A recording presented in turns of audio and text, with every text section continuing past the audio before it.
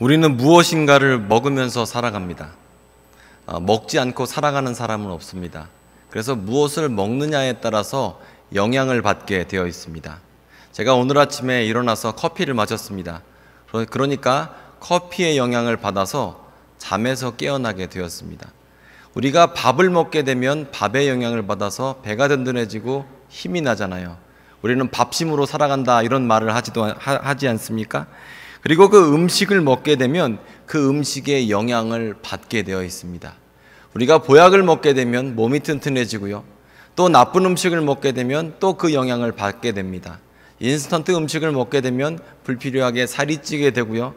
어떤 음식을 어떻게 받아들이냐에 따라서 우리는 영향을 받게 되어 있다는 거예요. 먹으면 에너지를 공급받고 영향을 받습니다. 그런데 우리가 먹는 것뿐만 아니라 우리가 그냥 육신이 먹는 것뿐만 아니라 우리의 생각도 영혼도 무엇인가를 먹고 영향을 받게 되어 있다는 거죠. 먹으면 영향을 받게 되어 있습니다. 우리가 마음 가운데에서 좋은 음식을 받아들이면 우리의 마음이 든든해집니다. 힘이 나고요. 또 새로운 일을 할 수 있는 용기가 생깁니다. 그런데 반대로 우리 마음 가운데에서 나쁜 음식을 받아들이면 우리의 마음 가운데에서 절망이 찾아오고 괴로움이 찾아오게 됩니다. 우리는 어떤 식으로든 다 생각을 하고 있습니다. 여러분이 지금 이 자리에 앉아 계시면서도 아무 생각 없는 분은 한 사람도 없으십니다. 다 어떤 생각을 지금 갖고 있습니다.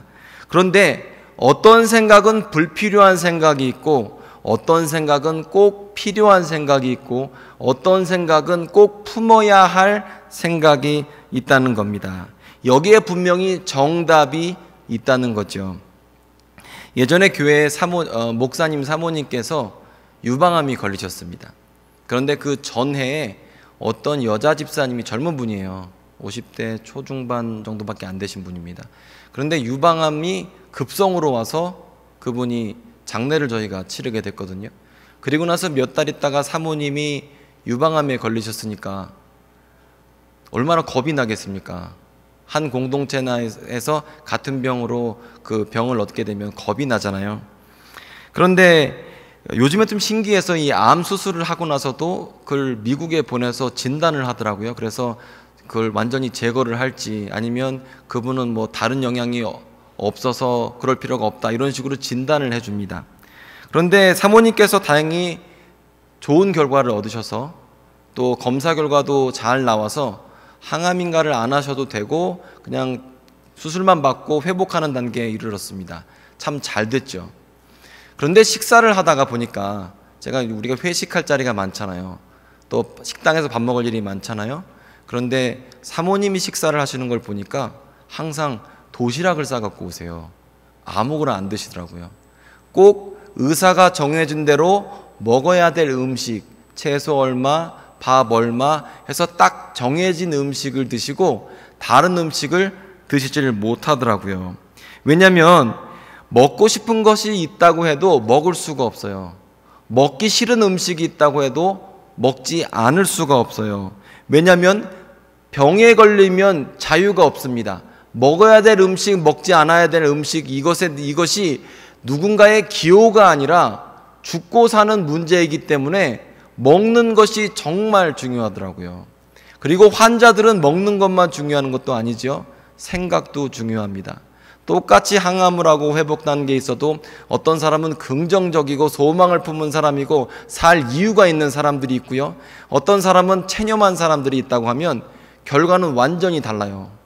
그건 여러분이 아마 더 잘 아실 거라고 생각합니다. 많은 환자들이 우울증에 고생하기도 하고요. 미래를 비관하기도 하고 그래서 누군가를 탓하기도 하고 그러면서 상태가 더 안 좋아지기도 합니다. 그리고 고통스러워하고 괴로워하기도 해요. 환자들이 음식을 먹어야 할 음식이 따로 정해져 있고 생각해야 될 생각이 따로 있습니다. 재활이 따로 있다는 거예요. 품어야 될 생각이 따로 있다는 거예요. 이것을 하지 않으면 죽고 사는 문제라는 거죠. 아무것이나 먹을 수가 없고 아무것이나 마실 수가 없습니다. 아무 생각이나 할 수 없다는 거예요. 그리고 살아야겠다는 의지가 있어야 하죠. 하나님께서 날 살리신다. 주님께서 내 삶을 돌보신다, 하나님께서는 목적이 있으시다, 실수가 없으시다, 이런 마음의 확신이 있으면 그 병에서 나올 수가 있다는 거죠. 이만큼 우리가 먹는 것만큼이나 품는 생각, 우리의 영혼이 먹는 것들, 생각이 먹는 것들이 참 중요하다는 거죠. 무엇을 먹느냐, 우리의 영혼이 무엇을 먹느냐, 우리가 어떤 생각을 품고 있느냐는 정말 중요하다는 겁니다. 제가 어저께 어떤 장로님하고 통화를 하게 되었습니다. 우리 교회 장로님이에요. 근데 그분이 새벽 예배에 잠깐 빠지셨어요. 그래서 전화를 드렸습니다. 그랬더니 몸이 아프시대요. 제가 처음에 든 생각이 어떤 생각이 들었냐면, 장로님, 마음이 먼저 무너지신 것 같아요. 마음이 무너지면 몸이 보통 같이 무너지거든요. 그리고 힘들다가도 마음 가운데 새로운 소망이 생기면 벌떡 일어나게 돼요. 우리는 참 신기한 존재예요. 몸이 아파도 생각이 바뀌면 일어날 수 있고요, 몸이 건강해도 마음이 무너지면 몸살도 걸리고 병에 쉽게 걸리게 되어 있습니다. 그래서 몸과 마음이 같이 가야 하고 우리가 먹어야 될 생각들과 먹어야 될 음식이 정해져 있다는 겁니다. 그런데 잘 생각해 보면 환자들만 음식 조심을 하고 환자들만 생각 조심을 해야 할까요? 아니라고 생각합니다. 환자들만 목숨 걸고 먹고 목숨 걸고 마시는 것처럼, 목숨 걸고 생각을 조심하는 것처럼, 우리 그리스도인에게도 목숨 걸고 먹어야 할 음식들과 목숨 걸고 먹어야 될 생각들, 품어야 될 생각들이 정해져 있다는 겁니다. 오늘 말씀을 보면 신명기 8장입니다. 아마 여러분들께서 가장 좋아하시는 말씀 중에 하나라고 생각하는데, 핵심 구절이 8장의 3절이죠. 아마 많이 기억하실 거예요. 너를 낮추시며 너를 줄이게 하시며 또 너도 알지 못하며 내 조상들도 알지 못하던 만나를 내게 먹이신 것은 사람이 떡으로만 사는 것이 아니요 여호와 입에서 나오는 모든 말씀으로 사는 줄 내가 알게 하려 하심이라. 아멘. 사람은 떡으로 살 수 없다는 겁니다. 떡만 먹어서 살 수 없어요. 오늘 말씀에 따르면 사람이 떡으로 못 산다는 거예요. 여러분, 밥만 먹고 사실 수 있으세요? 밥만 먹고 못 삽니다. 인간은 참 묘해서 밥만 먹고 못 살아요. 마음 가운데 소망이 있어야 사는 존재가 바로 우리라는 거예요. 신명기 말씀, 오늘 말씀을 좀 잘 생각해 볼 필요가 있습니다. 이스라엘 백성이 광야 여행을 시작했습니다. 그리고 민수기 말씀을 보게 되면 범죄하게 되죠. 12정탐꾼을 보냈는데 원망과 불평을 하게 되었습니다. 그리고 그 말의 대가 때문에 광야 40년을 방황하게 되었습니다. 그리고 지금 모압 평지에서 가나안 땅에 들어가기 직전에 모세는 하나님의 말씀을 백성 가운데 전하고 있습니다. 자, 뭐가 가장 필요한 생각들일까요? 뭐가 가장 필요한 무기일까요? 어떤 마음을 먹어야지 약속의 땅에 들어갈 수 있을까요? 가나안 땅에 들어갈 수 있을까요? 그런 입장에서 오늘 말씀을 생각해 볼 필요가 있다는 거예요. 40년 동안 생각이 무너졌고 부모 형제들은 다 죽었고 여러 가지 일들을 통해서 사람들이 기준이 없어졌고 마음이 무너졌습니다. 그런데 이 가운데에서 가장 중요한 것을 지금 모세는 세우기 원했던 거죠. 말씀을 보게 되면 지금 이스라엘 백성은 미개척 분야에 뛰어들어야 합니다. 한 번도 가보지 않은 땅에 전쟁을 하러 들어가야 합니다. 그런데 무엇을 먼저 세워야 하냐라고 했을 때 신명기 8장 말씀은 하나님의 말씀으로 기준을 세울 것을 말씀하고 계시다는 거예요. 40년 동안 방황했던 그 방황의 기억을 품고 가라는 것이 아니죠. 부모가 죽었던 그 아픔과 그 상처를 들고 가나안 땅에 들어가라는 게 아닙니다. 그리고 내가 한 번도 성공해보지 못했던 그런 아픈 기억들을 갖고 가나안 땅에 들어가라는 것이 아닙니다. 이스라엘 백성에게 모세는 뭐라고 얘기하냐면 하나님 말씀으로 들어가야 한다라고 말하면서 옛날 기억을 얘기하는 거예요. 너네들 생각해봐. 40년 동안 하나님께서 이렇게 보호해 주시지 않았느냐. 앞으로도 해주실 것이다. 단 조건이 있다. 하나님 말씀으로, 하나님 말씀 때문에 하나님 말씀을 품으면 그러면 너희들이 약속의 땅에서 승승장구할 것이다. 약속의 땅에서 정복하게 될 것이다. 이렇게 지금 명령하고 있고 권고하고 있다는 거예요. 그래서 이런 관점에서 오늘 말씀을 보면 말씀이 참 재밌죠. 자, 보면 2절 보면 내 하나님 여호와께서 이 40년 동안에 광야길을 걷게 하신 것을 기억하라. 이는 너를 낮추시며 너를 시험하사 내 마음이 어떠한지 그 명령을 지키는지 지키지 않는지 알려 하심이라. 너를 낮추시며 너를 줄이게 하시며 또 너도 알지 못하며 내 조상들도 알지 못하던 만나를 내게 먹이신 것은 사람이 떡으로만 사는 것이 아니요 하나님의 입에서 나오는 모든 말씀으로 사는 줄 내가 알게 하려 하심이라. 아멘. 이렇게 하나님 말씀대로 살았더니, 여호와의 입에서 나오는 말씀으로 살았더니 4절부터 보면 의복이 헤어지지 않았다. 하나님께서 보호하셨다. 음식을 공급하셨다. 승리하게 하셨다. 걱정하지 말라는 거예요. 말씀을 붙잡고 살아가면 승리할 수 있다라고 말씀하시는 거죠. 그리고 이것이 구약시대에 하나님의 율법을 지키는 것에서 더 넘어가서 신약시대를 살아가는 우리들에게 주신 말씀이라는 것은 사람이 떡으로만 사는 것이 아니요 여호와 입에서 나오는 모든 말씀으로 산다. 여호와 입에서 나오는 말씀이 육신이 되어 우리 가운데 임하신 예수 그리스도로 말미암아 우리가 인생을 살아간다는 것도 의미한다는 거죠. 이 땅 가운데 우리가 떡으로만 살 수 있습니까? 물질로만 살 수 있습니까? 그렇게 살 수 없다는 겁니다. 우리는 여호와의 말씀, 하나님의 말씀이신 예수 그리스도로 말미암아 이 땅 가운데에서 소망을 얻고 능력을 얻고 살아가는 존재라는 거예요. 자, 우리가 가장 품어야 될 생각이 무엇이냐라고 했을 때 하나님의 말씀으로 살아가야 한다는 겁니다.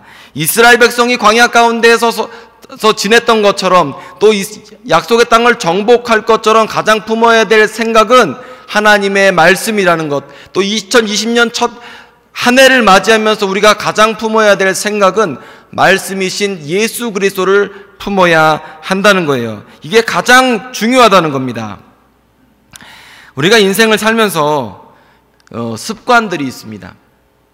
사람들과 대화를 하면 이 습관들이 있어요. 그렇잖아요? 어떤 사람은 뭐 긁는 습관이 있든지 더듬는 습관이 있든지 아니면 뭔가 이렇게 좀 이렇게 하는 사람도 있고 뭐 다양한 습관들이 있잖아요. 그런데 이 생각들도 습관이 있습니다. 어떤 분들은 그 생각의 습관이 안 좋은 습관을 가지신 분들이 있어요. 예를 들어서 어떤 안 좋은 생각을 계속 하세요. 걱정을 심하게 하세요. 부정적인 것을 자꾸 언급하세요. 그리고 그것이 본인도 모르게 지배하는 것을 본인은 몰라요. 그런 분들이 있다는 거예요. 그리고 신앙의 틀이 잘못 잡혀서 죄책감에 대해서 너무 매여 있거나 신앙의 틀이 잘못 잡혀서 무엇인가의 의무감에 잡혀서 내가 해야 한다는 그런 강박관념에 갇혀 있기도 한다는 거예요.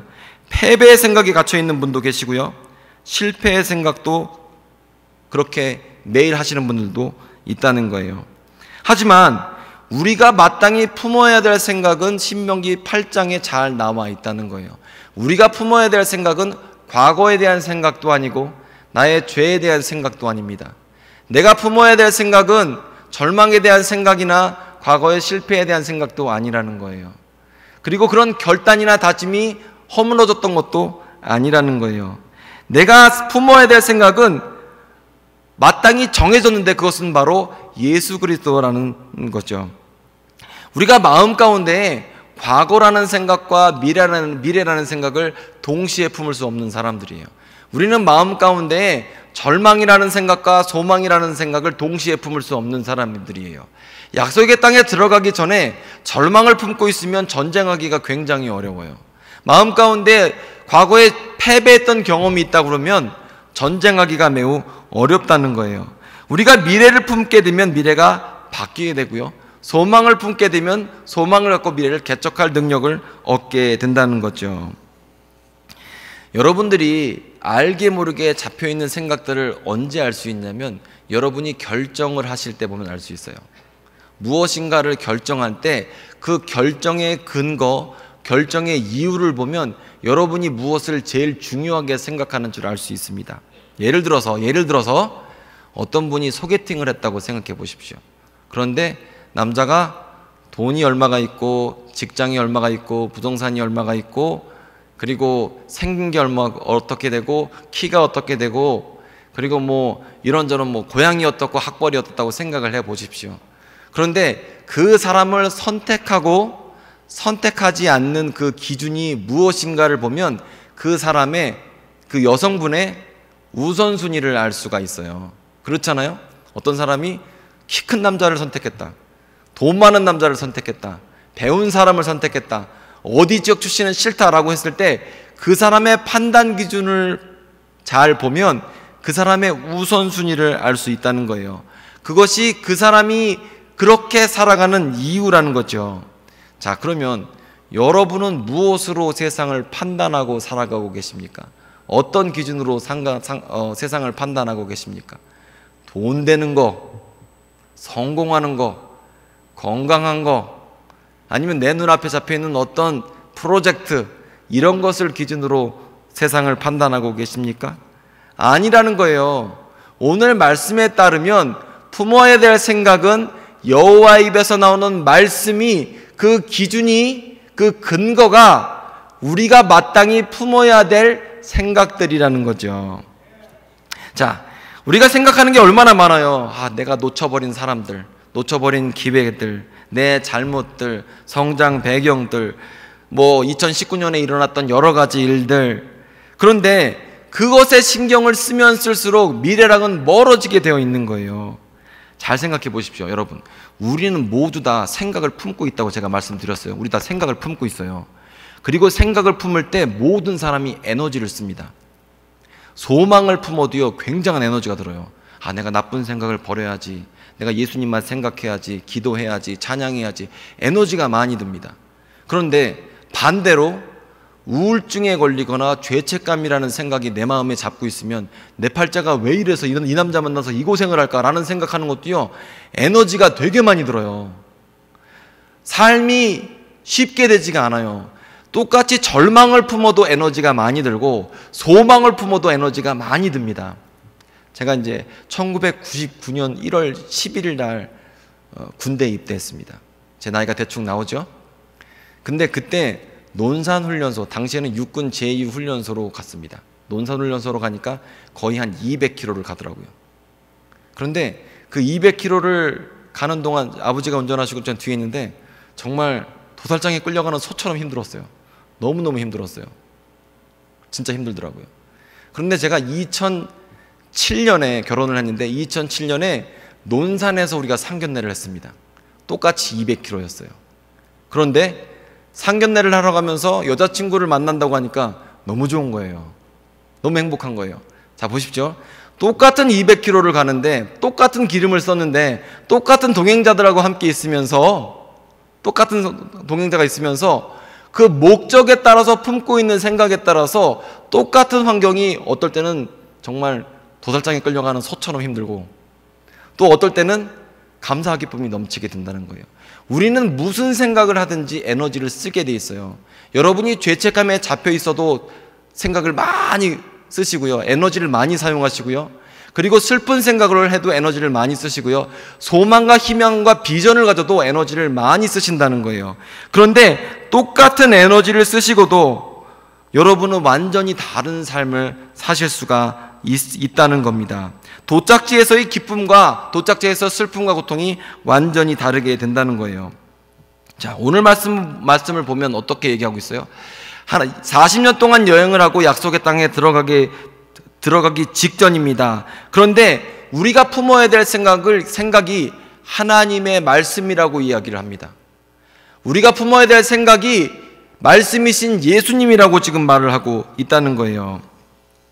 우리가 율법의 완성이신 예수님을 묵상하게 되면, 예수님을 마음에 품게 되면 자연히 다른 생각들은 없어지게 되고 똑같은 에너지로 우리의 삶이 변하게 되고 예수님의 능력이 우리의 삶 가운데 임하게 된다는 겁니다.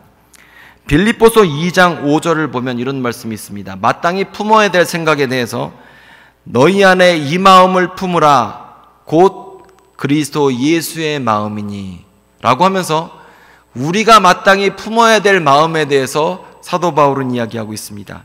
마땅히 품어야 될 우리의 마음은 어떤 마음이냐면 예수님의 마음인데, 예수님의 마음이 어땠냐면 근본 하나님의 본체시나 하나님과 동등됨을 취할 것으로 여기지 아니하시고 오히려 자기를 비워 종의 형체를 가지사 사람들과 같이 되셨다 하면서 하나님의 다함없는 사랑에 대해서 설명하고 있어요. 그것이 우리를 향한 사랑이다 하는 것에 대해서 사도 바울은 설명하고 있다는 거예요. 그렇기 때문에 우리가 예수님을 우리의 마음 가운데 품게 되면, 마땅히 가져야 될 생각을 우리가 갖게 되면 하나님의 사랑을 알게 되고 하나님의 섭리를 알게 되고 그 가운데서 우리는 능력을 얻고 이 세상 가운데에서 약속의 땅을 정복할 수 있게 된다는 겁니다. 그래서 우리가 필요한 것이 무엇이냐면 음식 조심과 마찬가지로 우리는 생각을 조심해야 한다는 거예요. 우리 주위에 보면 조심해야 될 생각이 너무나 많아요. 우리 주위에 보면 조심해야 될 사람들이 너무나 많아요. 우리 주위에 보면 우리가 하지 않아야 될 여러 가지가 너무 많이 있다는 거예요. 예를 들어서 뉴스를 한번 보십시오. 뉴스에서 좋은 얘기 나오는 경우는 거의 없습니다. 아침에 키자마자 뉴스를 듣는다고 하면 여러분 마음 가운데 처음 잡는 생각이 세상 살기 참 어렵다, 세상에 나쁜 사람들 되게 많다, 이런 생각을 하게 되실 거예요. 좋은 얘기가 나올 수 없습니다. 뉴스는 그 본질 속성 자체가 뉴스는 나쁜 얘기 하라고 틀어주는 거예요. 그런데 만약 여러분께서 아침에 일어나자마자 찬양을 한번 들었다고 생각해 보십시오. 하나님 말씀을 들었다고 생각해 보십시오. 하나님의 말씀의 본질적 속성은 하나님의 사랑과 은혜입니다. 그 말씀 가운데 내가 마땅히 그 사랑과 은혜를 품게 되면 나의 삶이 당연히 달라질 수밖에 없는 거죠. 내가 마땅히 묵상해야 할 것이 죄책감도 아니고 나의 실패도 아니라는 거예요. 나의 현실도 아니라는 겁니다. 내가 마땅히 품어야 될 생각은 바로 예수 그리스도라는 거죠.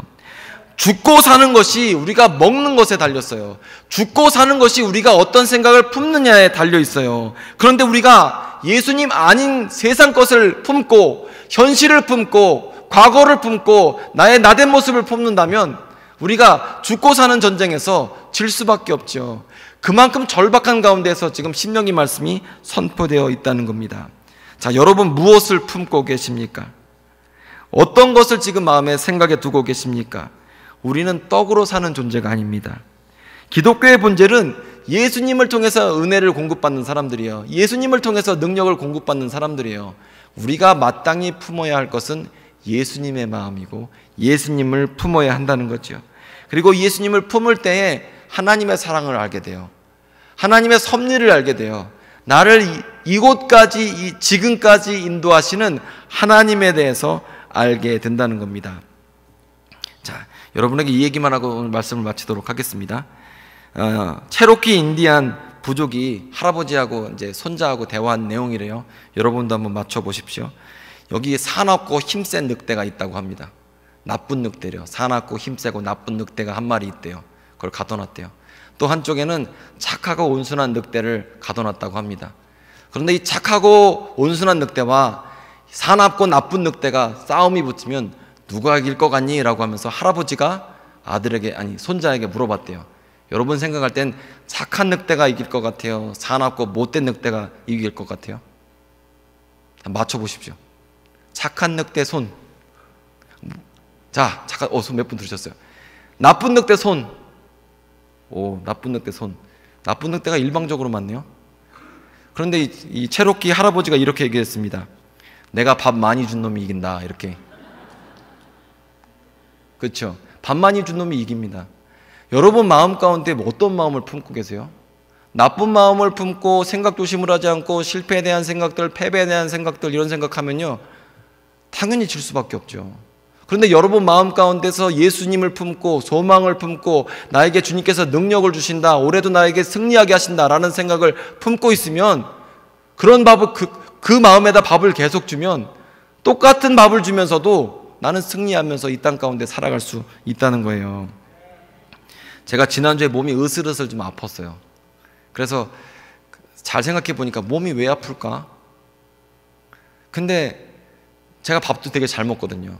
얼굴 보십시오. 지금 살 점점 찌는데 야식도 맨날 먹습니다. 먹는 거 잘 먹어요, 제가. 근데 몸이 아프더라고요. 그리고 잘 생각해 보니까 제 안에서 소망이나 생각이 좀 무너졌더라고요. 마음이 무너지니까 몸도 아프더라고요. 그리고 또 어떤 계기가 있어서 제가 마음 가운데 다시 소망을 얻었어요. 그러니까 몸도 괜찮았어요. 해볼만 해보고 또 뭔가 좋은 것 같아요. 자, 여러분 마음 가운데에서 예수님을 주님으로 모시면 참 마음이 세워지면 몸도 건강해져요. 마음 가운데 주님이 계시면 가정도 세워지고요. 마음 가운데 예수님이 계시면 직장도 사업장도 세워진다는 거예요. 여러분 마음 가운데 가장 품어야 될 것, 삶의 전쟁터에서 삶의 약속의 땅에 들어갈 때 가장 품어야 할 것은 하나님의 말씀이라는 거예요. 말씀이신 예수님이라는 겁니다. 그 말씀을 품으면 예수의 능력 때문에 우리가 세상 가운데 승리하게 될 줄 믿습니다. 승리하시는 여러분 되시길 바랍니다. 축복합니다.